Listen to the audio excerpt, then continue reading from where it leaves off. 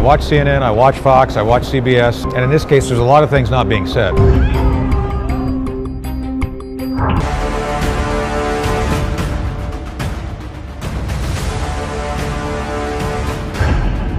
This is just the essential nature of Chinese communism.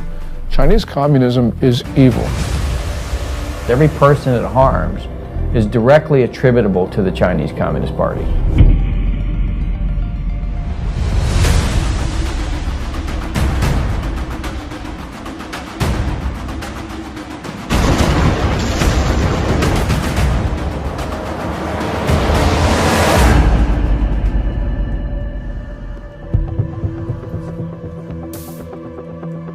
I began looking into the origin of the now widely known coronavirus in early February, with its timing amid the Hong Kong protests, the Taiwan elections, and the US-China trade deal. My name is Joshua Phillip. I'm an investigative reporter at the Epoch Times in New York, writing about the Chinese Communist Party's programs of espionage and unconventional warfare for well over a decade.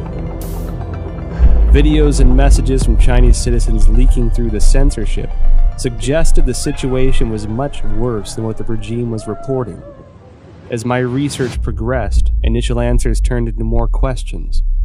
I soon realized there was much more to the story than we were being told.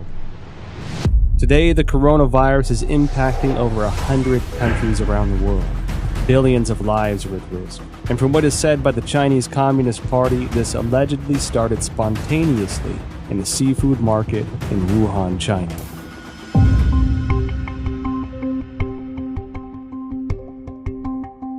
Wuhan is the capital of Hubei province, the largest city in central China. Huanan Seafood Market is located in Jianghan district of Wuhan City and is a large, comprehensive market that includes pork and a variety of frozen seafood, flavored spices, as well as some game meats. The first thing that received public attention about the epidemic was an internal notice from the Wuhan Health Commission. There has been a continuous occurrence of pneumonia cases of unknown cause. The notice issued on December 30, 2019, clearly required all medical units to report similar cases of unknown pneumonia. The notice started spreading online, and on December 31, 2019, the Wuhan Health Commission issued a public notice for the first time, saying that some medical institutions found a link between the pneumonia cases and the Huanan seafood market. However, the notice pointed out that there was no evidence of obvious human-to-human transmission and no infection among medical personnel. On January 1, 2020, the Huanan seafood market posted a notice of closure. This was followed by a thorough cleanup of the market, which as an investigative reporter seemed rushed. Guan Yi, a well-known Hong Kong expert, echoed my concern that the move was like destroying a crime scene. Since then, Wuhan officials have repeatedly said that most cases of pneumonia in Wuhan have a history of exposure to the Huanan seafood market. On January 26, the Institute of Virology of China CDC announced that 33 of the 585 environmental samples from the Huanan seafood market were found to contain the novel coronavirus nucleic acid, and the virus was successfully isolated from the positive culture samples, suggesting that the virus originated from wild animals sold at the market. At this point, Huanan seafood market being the source of the epidemic became an official conclusion. A few days later, however, a report from the journal Science published online challenged that story. The report cited a paper in The Lancet, one of the world's top medical journals, and questioned whether Wuhan's novel coronavirus pneumonia could not have originated at the market. The paper titled Clinical Features of Patients Infected with 2019 Novel Coronavirus in Wuhan, China, was published in The Lancet on January 24. The first author of the paper is Huang Xiaolin, Deputy Director of Jinyintan Hospital, the first designated hospital for treatment of unknown pneumonia in Wuhan. Why would this come as a challenge to the official narrative? I think this journal article is very important. It reveals a lot of important information. For example, this paper talks about the first patient onset was actually on December 1st. These patients were not related to Huanan seafood market. And also no epidemiological association was found between the first patient and subsequent patient. And then also on this paper, I talk about on December 10th, there were 3 more onset cases, 2 of which were not related to Huanan seafood market wholesale. Major discovery is that a total of 41 patients were counted in this paper, and 14 of them proved to be unrelated to the seafood market, accounting for more than 1/3. No one sells bed at the seafood market too, and the official from CDC didn't mention they find any beds in the seafood market too. Certainly the Lancet paper showing that supposed patient 0 was nowhere near the market. Secondly, that there are no bats in the seafood market or anywhere close. The idea of the spread so fast through a population, just the way it was said through the seafood market, is highly unlikely and improbable.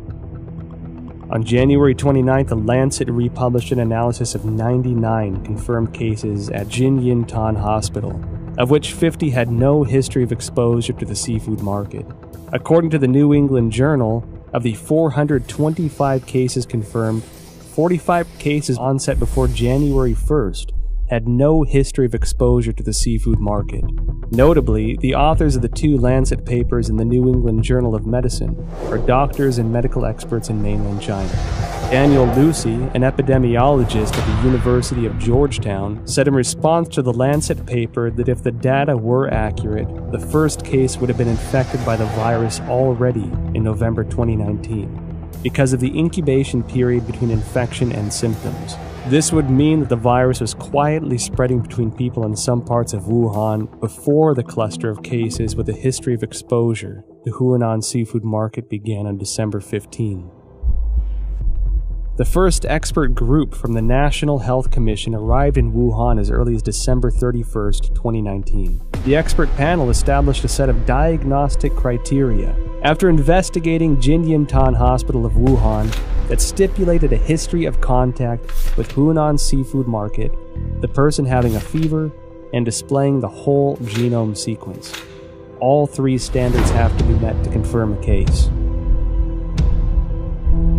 This standard was used until a second group of experts, including Zhang Nanshan, arrived in Wuhan on January 18th and made a revision. Why did the panel impose a history of seafood market exposure as a criteria of diagnosis, knowing that at least 1/3 of the cases were unrelated to the seafood market? They clearly know about 14 patients not related to Huanan seafood market at all. That clearly means another source of outbreak. I think somehow this could be a malfeasance or somewhat intentionally cover up some important source of infection. It can go a long way to covering up the actual source by imposing a false place and you're not looking at the actual victims. Then you're only allowed to find your keys under the light post. The numbers that we're getting from China about new infections and deaths are highly suspicious. We know that Beijing for 6 weeks in December and January suppressed information of the epidemic. And then when they officially acknowledged it on January 20, they then started a campaign of suppression of information. We know that because the central leading group that was announced on January 26 has a 9-person roster, and it's very heavy with propaganda officials. Indeed, the vice chairman of the group is the Communist Party's propaganda czar. It appears that the party's main goal here is suppression of information, controlling the narrative. That's more important to them than actually ending the epidemic. I was in China when SARS happened, and we were evacuated, and it was exact same thing. There's no transparency. They tried as long as they could to cover it up until finally it was just like with the coronavirus, they could no longer cover it up, and then they proceeded to act. I mean, I think from my perception back then, their response to it is exactly the same.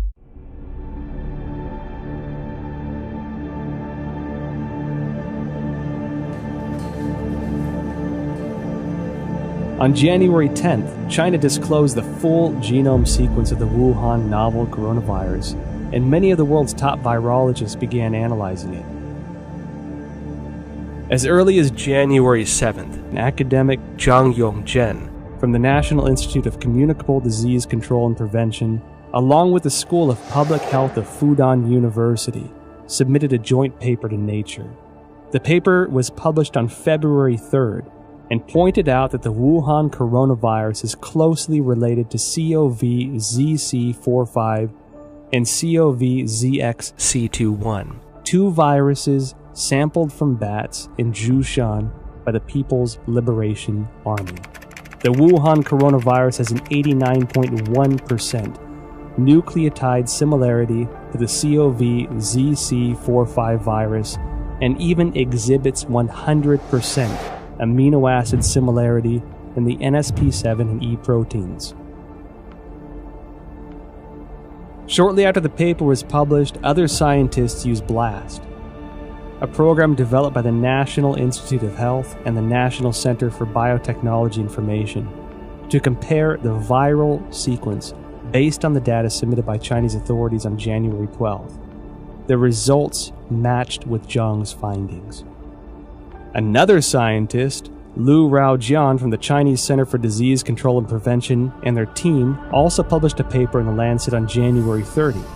The paper stated that the Wuhan virus has an 88% similarity to two bat-derived SARS-like coronaviruses collected in Zhoushan, Zhejiang province of China.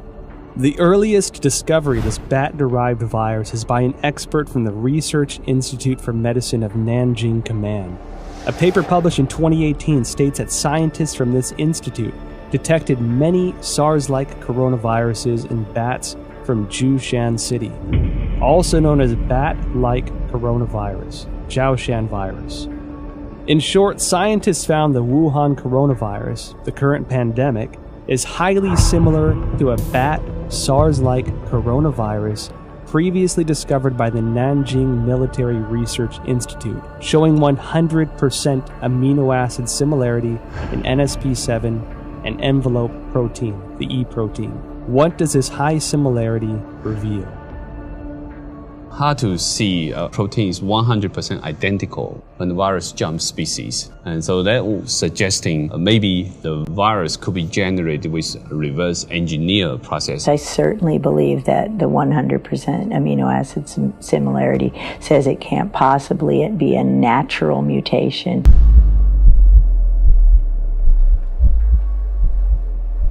On January 21st, researchers from the Institut Pasteur, Shanghai, Chinese Academy of Sciences published a paper in Science China Life Sciences that mentioned an important phenomenon.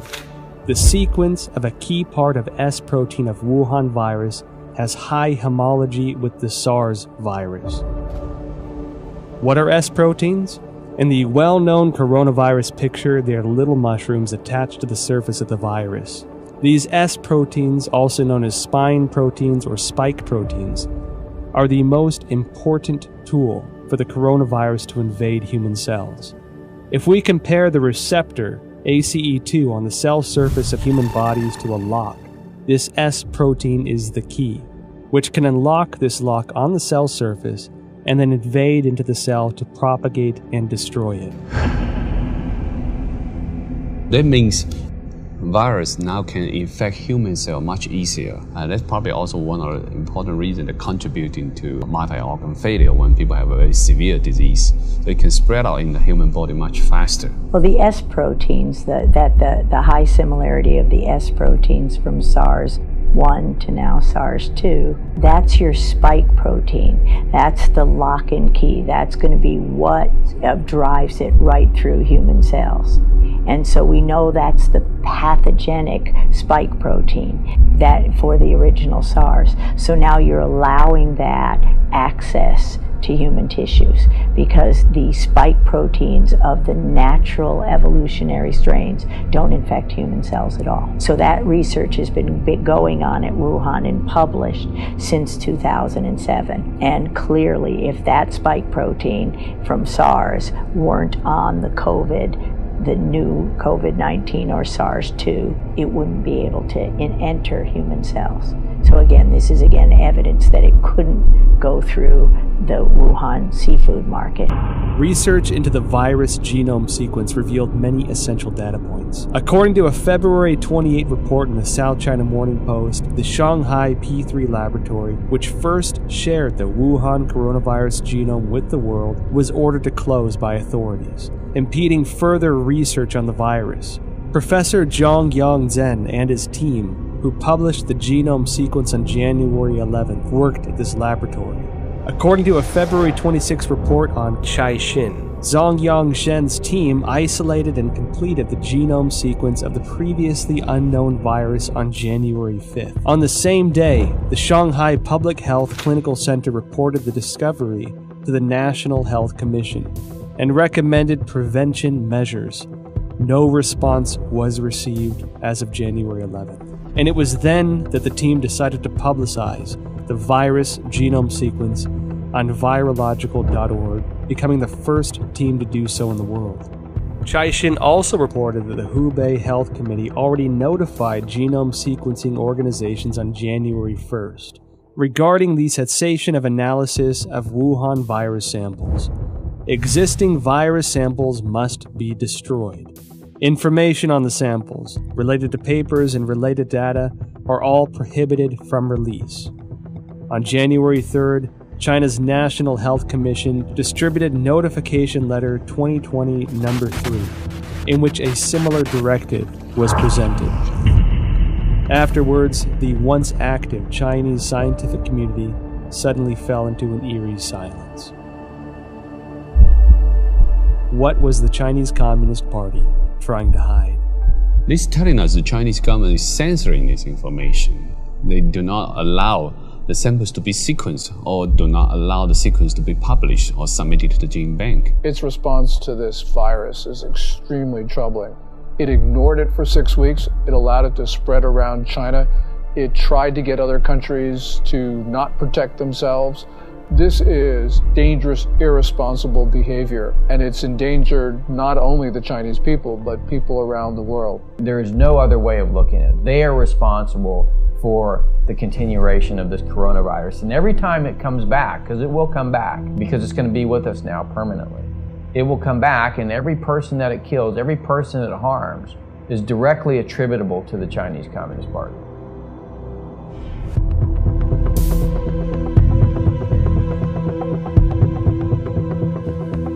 Through investigating the genome sequence, I found it significant that the S protein of the Wuhan coronavirus was critical in its cross-species ability to infect humans. While I was searching for related studies online, one Chinese virologist in particular caught my attention.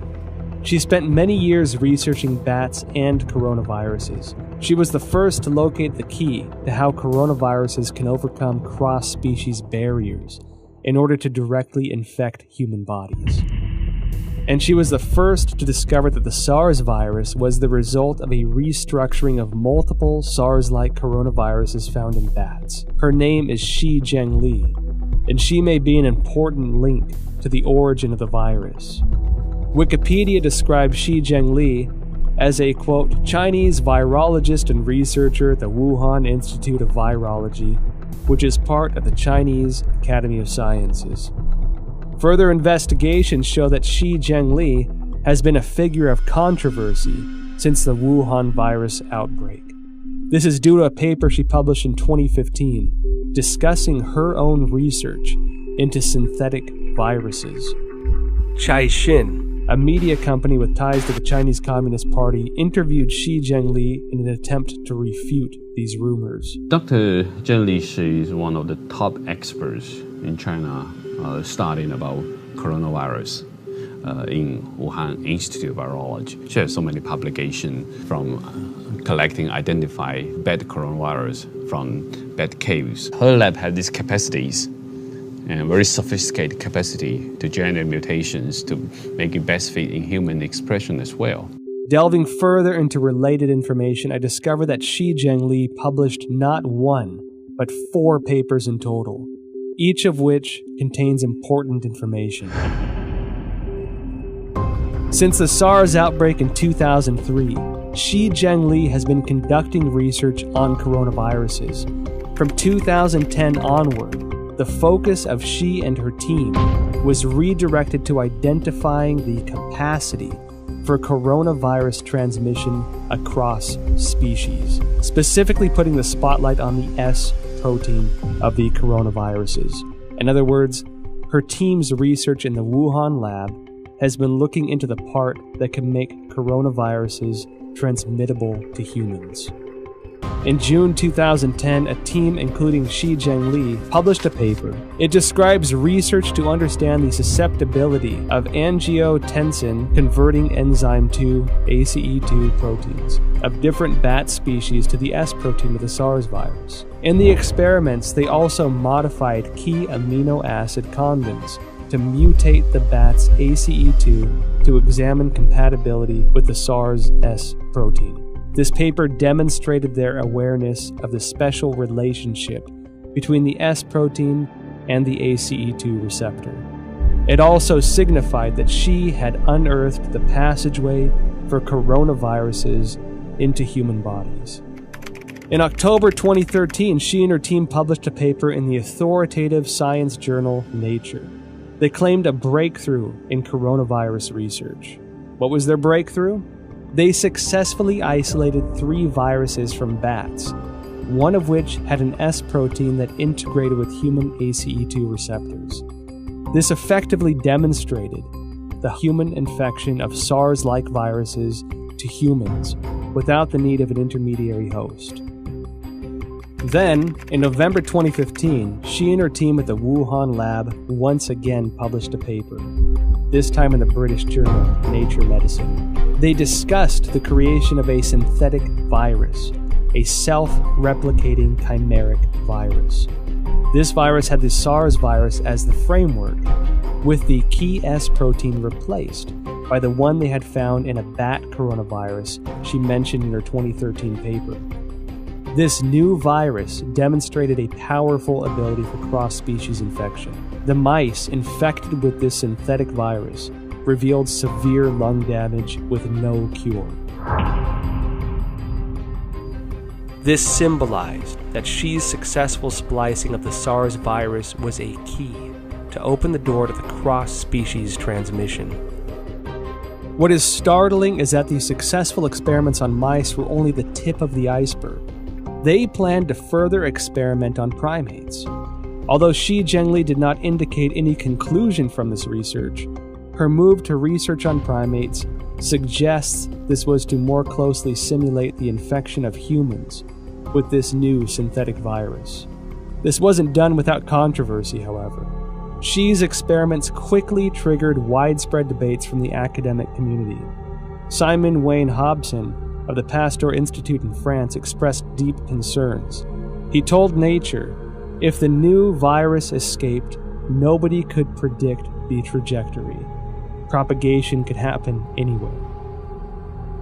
His statement is exactly what's happening, that the virus is everywhere. Additional studies very strongly support the idea that this new coronavirus came from a recombination event. However, this did not terminate Shi's research. On November 14, 2018, Shi Zhengli spoke at the School of Life Sciences and Biotechnology at Shanghai Jiaotong University. The topic was bat coronavirus and its cross-species infection. Reports of this event have since been deleted from the university website. I discovered 2 more significant pieces of information regarding the dangers of the research conducted by Shi Zhengli's team. First, on October 16, 2014, the Obama administration, wary of the potential threats to public health from the gain-of-function GOF research into SARS, MERS, or influenza, announced through the National Institute of Health that it was suspending funding into similar research. The funding pause included Shi Zhengli's research project, Genetic Engineering of SARS-like Coronavirus in Bats, a collaborative effort with Dr. Ralph Barrick, a virologist at the University of North Carolina.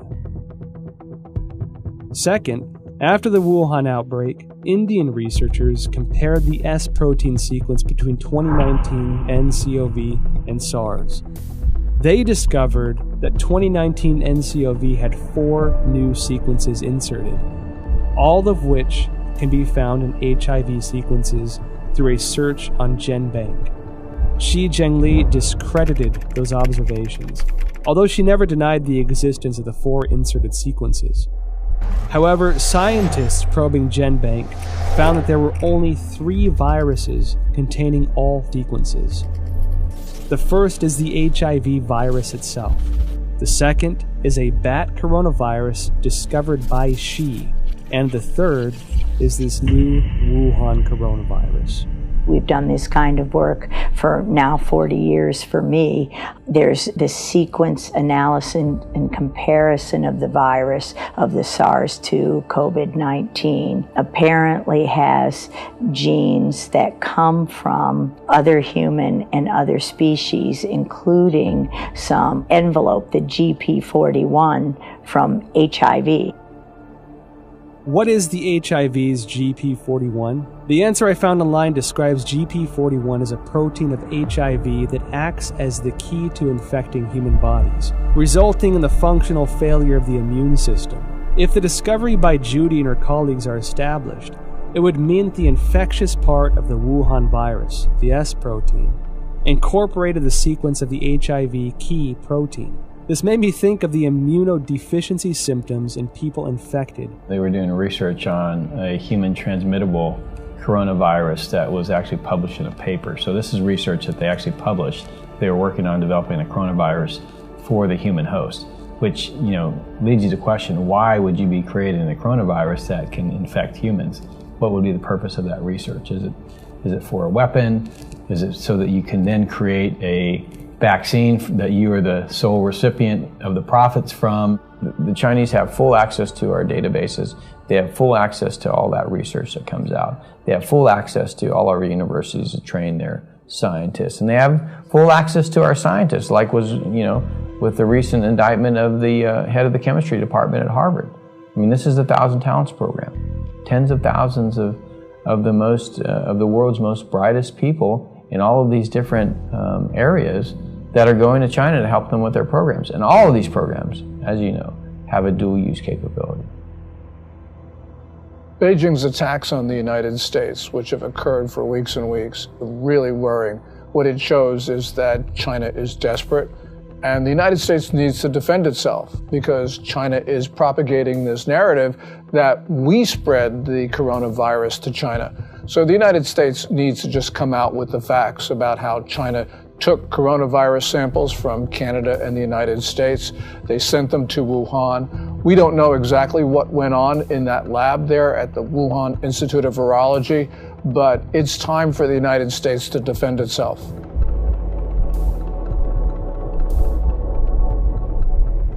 January 23rd, 2020. The Wuhan virus exploded.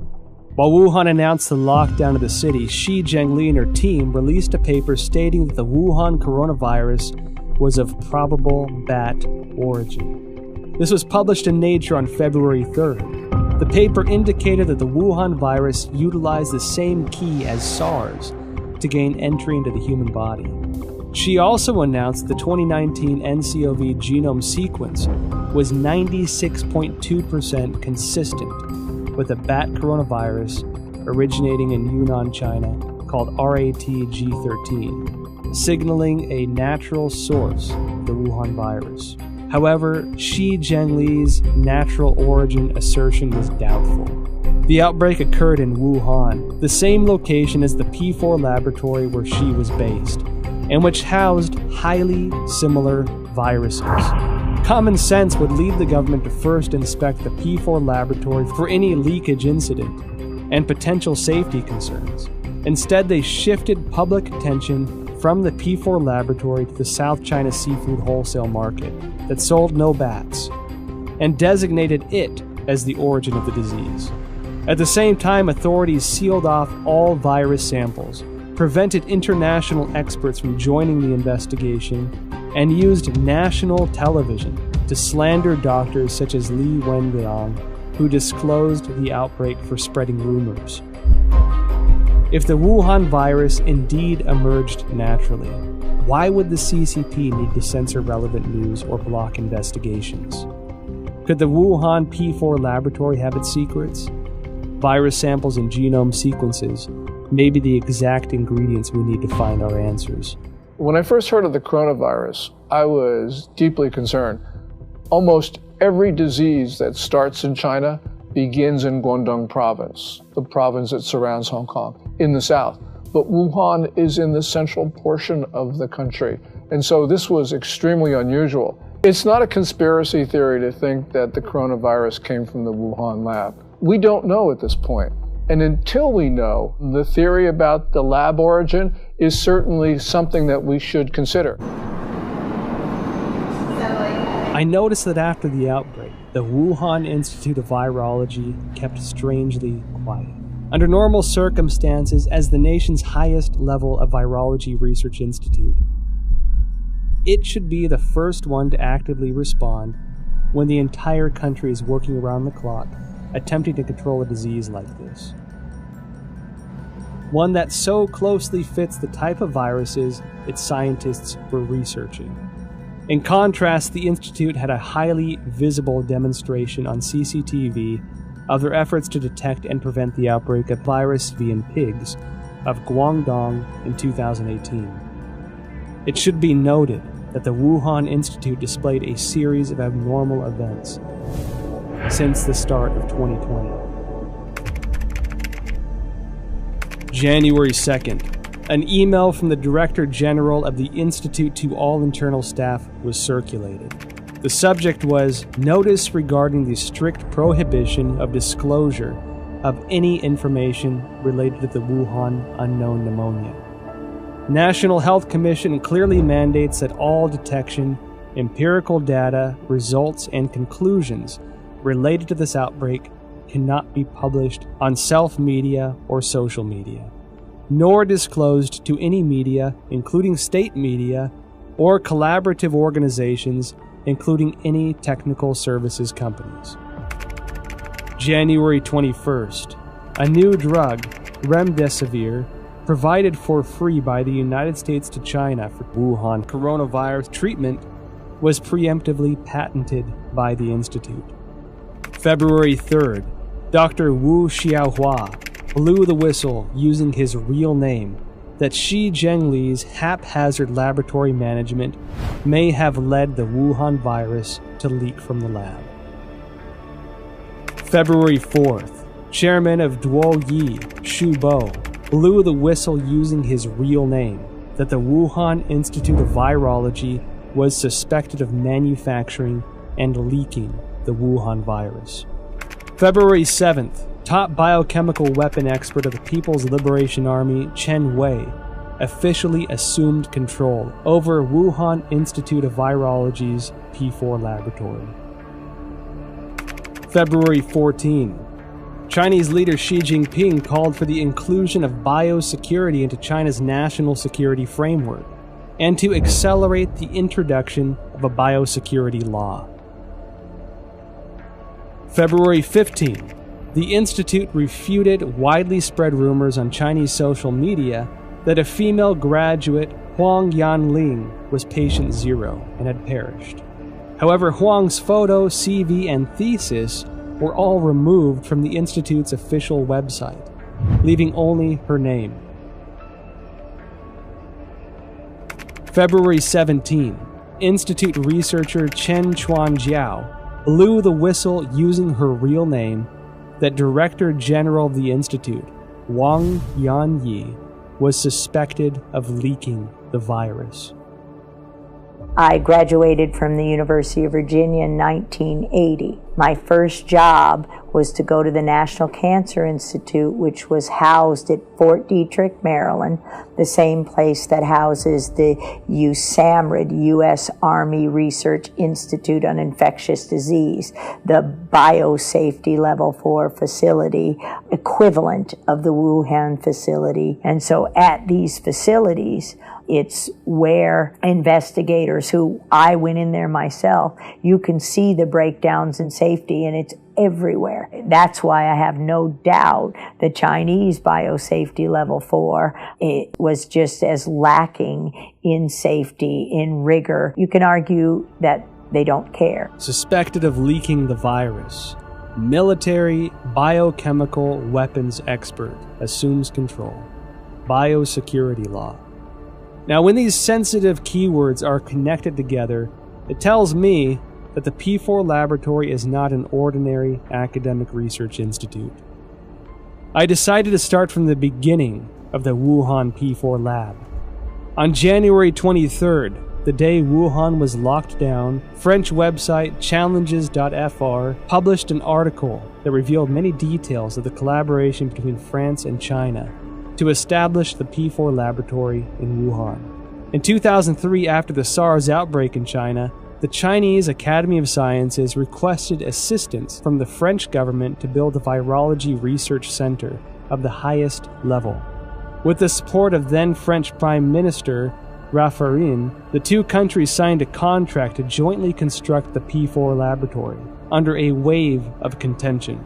According to the contract, French architect RTV in Lyon was responsible for the engineering of the laboratory. However, Chinese authorities switched the work to a local Wuhan architect, IPPR, based on research conducted by the General Directorate of External Security. IPPR had close ties to subsidies of the Chinese military, some of which were already targets of concern by the American CIA.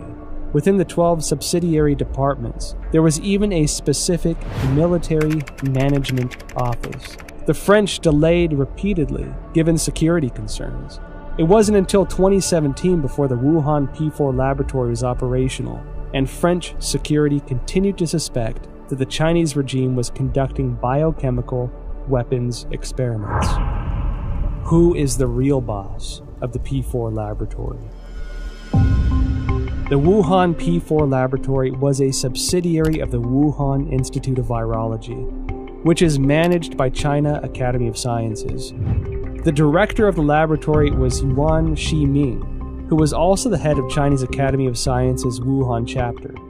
Design and funding for construction were the responsibilities of the ex-vice presidents of the academy, Jiang Mianheng from 1999 to 2011, and Chen Zhu from 2000 to 2007.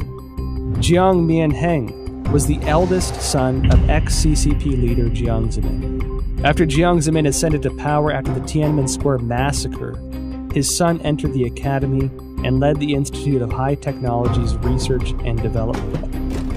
Jiang Mianheng created the Shanghai Institute of Life Sciences, and together with China Academy of Sciences, Shanghai colleges and universities, Shanghai hospitals, military hospitals, and research institutions, formed a profit group of life sciences organizations. They controlled China's major life sciences research projects and allocation of massive funding. Jiang Jicheng, son of Jiang Mianheng, is the controlling shareholder of Wuxi AppTech, which in turn is controlling Fosun Pharmaceutical, China's agent for Remdesivir. Effectively, Jiang Jicheng is the kingpin behind the specific medicine for the outbreak. Meanwhile, Chen Zhu is the current president of the Red Cross Society of China, which had faced numerous scandals since the outbreak. In 1999, while Jiang Zemin was in power, the People's Liberation Army published a book, Unrestricted Warfare, in which strategies for a weaker nation to combat a stronger nation are discussed in the context of modern warfare. One of the authors, Qiao Liang, wrote, "After the first Taiwan Strait crisis, we realized that if the Chinese and American military fought head-on, we are at a disadvantage. Therefore, we need a new strategy to help our military tilt the balance of power. This new strategy is called unrestricted warfare, a variety of means beyond all limits, without any restrictions. It could be military related, including guerrilla warfare, terrorism, biochemical warfare, or it could be non-military related, such as drug trafficking, poisoning, environmental destruction, and computer virus dissemination. Israeli expert in biological warfare and former intelligence officer Danny Shoham published a paper in 2015 in India's Journal of Defense Studies. He pointed out that China will not miss, skip, or abandon any highly advanced technology, especially military-related technology. The article noted that China had 12 facilities related to the Ministry of National Defense and 30 subsidiary facilities of the PLA participating in the research, development, manufacturing, testing, or storage of biological weapons. The Federation of American Scientists indicated similar concerns in an evaluation report. The organization believed that the CCP possessed advanced chemical warfare projects, including research, development, manufacturing, and weaponizing capabilities. The CCP is usually known to have a proactive biological warfare portfolio, including state-funded and sponsored research activities. I believe they have them.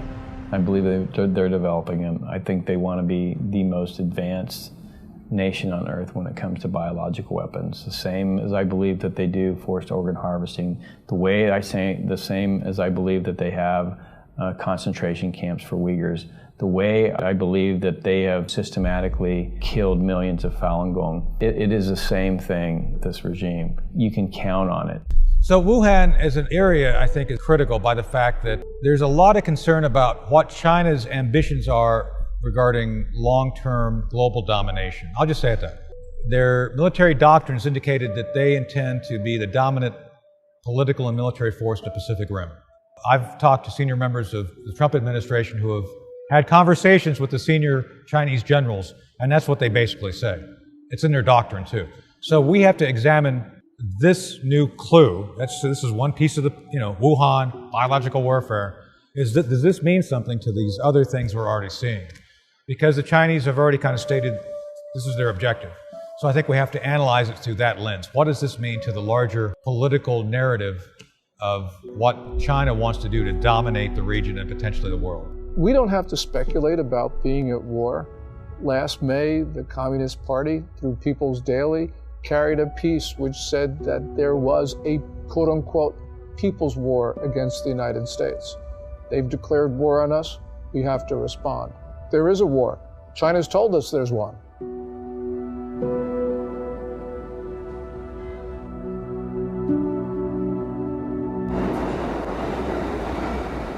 At present, the Wuhan coronavirus pandemic has spread to about 190 countries, with no signs of slowing down. The United States announced a state of national emergency. Europe became the new center of the outbreak. The world's largest art museum, the Louvre, and the Eiffel Tower are closed to the public. Tragic scenes, previously only found in Hollywood films, are now playing out live on the world stage. And given how closely it seemed to align with the Chinese regime's narratives, I can't help but question the role the WHO had in this catastrophic pandemic. Well, I think all you have to do is look at the photo of Tedros and Xi shaking hands, Xi standing there, Tedros going up to there, and it really is indicative of how China controls many of these international institutions. You can see that the WHO is essentially following Chinese Communist Party's guidelines. You can see that the UN Human Rights Council is similarly following what China does. From the very beginning of the coronavirus outbreak, the Communist Party has done its best to prevent the CDC and others from studying the origin of this disease. We don't know what's there, but the fact that the Communist Party is covering this up should trouble us deeply. Then you see the World Health Organization take over YouTube. And what's amazing is now at the bottom of every YouTube video, even from Chris Martenson with his daily updates, he's just reading facts. Now it's the World Health Organization is a forced link to go to the site. So for any person who doesn't know who the World Health Organization is, they go there to get the propaganda. Not the facts, not the truth. They get the propaganda, they get the talking points from the World Health Organization. And that is also it's a shame that American corporations, especially social media, like Google, like Facebook and Twitter, they're trying to censor or ban or shadow ban or manipulate algorithms, so on and so forth, to prevent an actual honest conversation. The best way this is going to be answered, all this, we want the truth. The biggest issue I've learned over my 40-year career, it's not really fighting the viruses and learning how to treat the viruses. It's fighting a system that is determined to cover up and persecute anyone who reveals the truth behind. Today, the World Bank, many of the international institutions have essentially adopted a posture whereby if the Chinese Communist Party tells them to do it, they're going to do it. I'm not surprised at all by what the WHO says. I'm not surprised at all by ICAO, which basically has been blocking people from that tweet about Taiwan. I mean, the whole system, and this is why, by the way, the national security strategy that came out in December of 2017 says what it says, which is we need to protect our societies, not just the United States, but all democracies. We need to rebuild them, not invest Chinese Communist Party regime in the Belt and Road Initiative and Made in China 2025. And we need to inspire people again to believe in democracy. Every country has diseases, but in China, they become national emergencies and global emergencies because the real disease here is communism. A sprawling and aggressive disinformation campaign unleashed globally by the Chinese Communist Party. The propaganda push, which has escalated in recent weeks, aims primarily to deflect blame over the Chinese regime's botched handling of the Wuhan coronavirus, to sow discord internationally, and to portray the image that the regime has contained the outbreak. During the investigative interview process, well-known scientists who once suggested a laboratory origin of the virus declined to be interviewed one after another. Some avoided the topic of virus origin completely. Some had already composed scientific arguments but abruptly retracted their papers.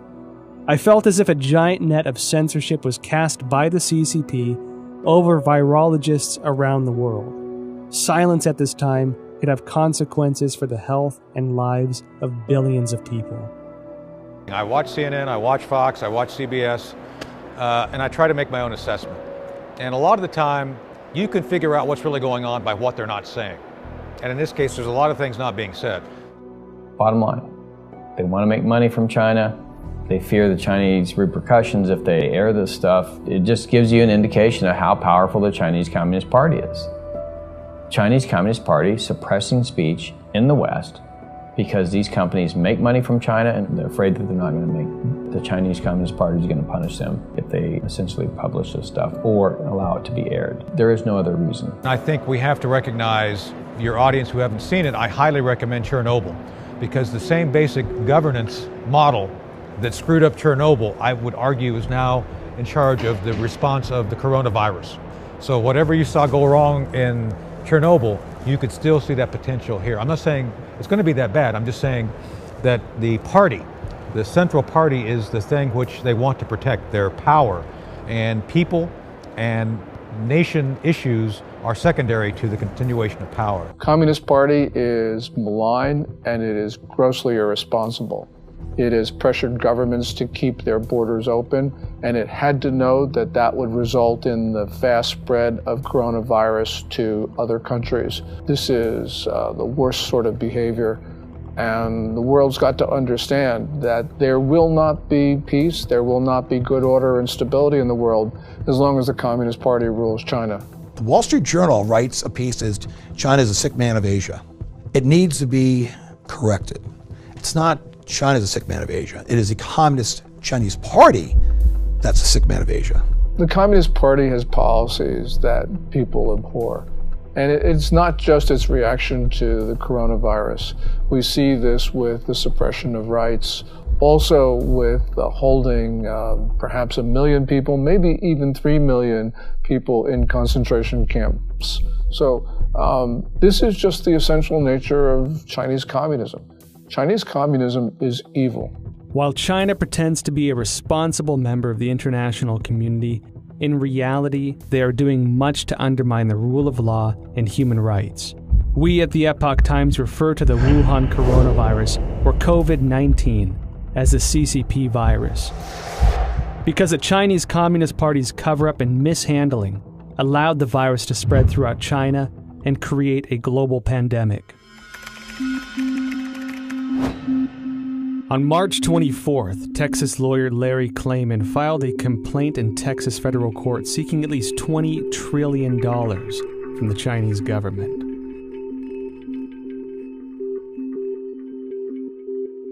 Klayman said in a statement, quote, "The Chinese people are a good people, but their government is not, and it must be made to pay dearly." On April 4th, the British think tank Henry Jackson Society advocated for compensation of £351 billion from the CCP to the UK,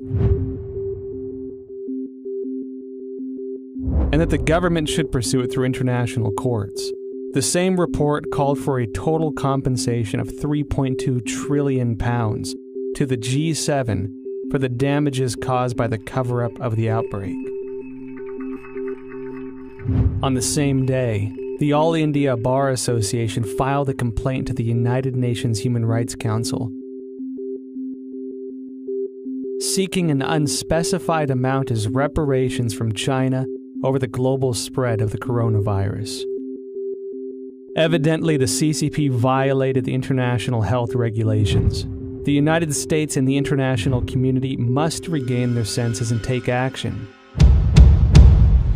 Reveal the truth through investigations, initiate sanctions against the CCP, and seek massive restitution for the worldwide public health emergency resulting in tremendous health and economic loss.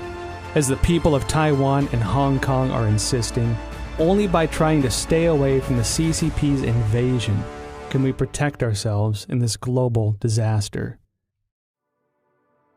Let's start protecting ourselves. Let's start rebuilding our country. Let's start investing in our people. Let's start inspiring people to love democracy and transparency and open markets, not what the Chinese have, which is essentially, if you read document number 9, counter to every single one of those things. So, I mean, it gives us a real opportunity to kind of reevaluate the kind of world we want to live in and fight for the right side of that world.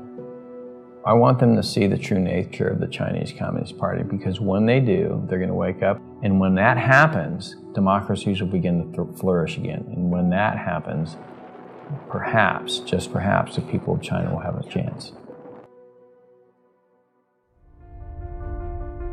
This virus must have a message for all of us as people of this earth. We need to take a break from our busy schedules and seriously consider the repercussions of our ever-expanding scientific research and development. Did we go too far? Do our desires and ambitions go against the laws of nature and pull us further from the direction given by heaven? Maybe when this virus lifts, we can again find our traditional values, rediscover kindness and virtue, family and community. I believe that viruses can't survive where hearts have compassion.